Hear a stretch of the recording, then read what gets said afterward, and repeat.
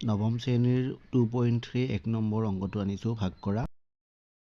x³ + 3x² + 3x + 1 ক x + 1 এৰে ভাগ কৰা মানে হৰণ কৰা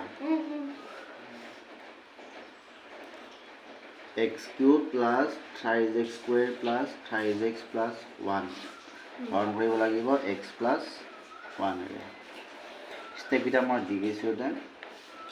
ইয়াতে আমাৰ x কেইটা আছে তিনিটা x পূৰণ x আৰু ইয়াতে আছে কিমান x এটা আমি x এদি হৰণ কৰিব লাগিব x এদি x হৰণ কৰিলে এটা x কাটা গেল কেইটা x স্কয়াৰ x স্কয়াৰটো বহিব ভাগফল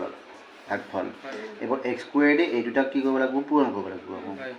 এইটো পূৰণ x স্কয়াৰ x এ পূৰণ কৰিলে x কিউব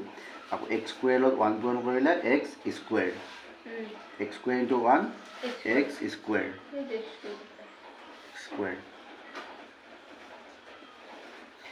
এবাৰ হিন আমি আহিব আকৌ এইটো কাটা গল প্লাস আৰ মাইনাস এ মাইনাস 3x স্কয়াৰ পৰা x স্কয়ার মাইনাস করলে হল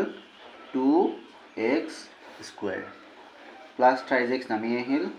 প্লাস 1 নামি আহিল বুজি পাইছা এখানে এই নেক্সট আকৌ এবাৰ কৰিব লাগিব 2x স্কয়াৰ লগত x ৰ হৰণ আকৌ 2x square x দুটা আছে আৰু ইয়াতে x কেইটা এটা আছে এটা x কাটা গেলে x থাকিল এটা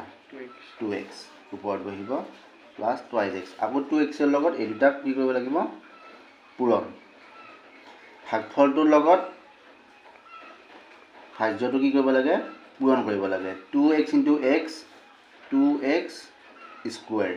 2x গুণ 2 প্লাস 2x মাইনাস আহিল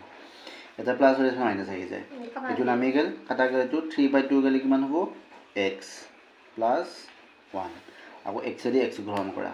x এদি x কাটা যায় 1 একবাৰ যাব x divided by x x এদি x কেইবাৰ যাব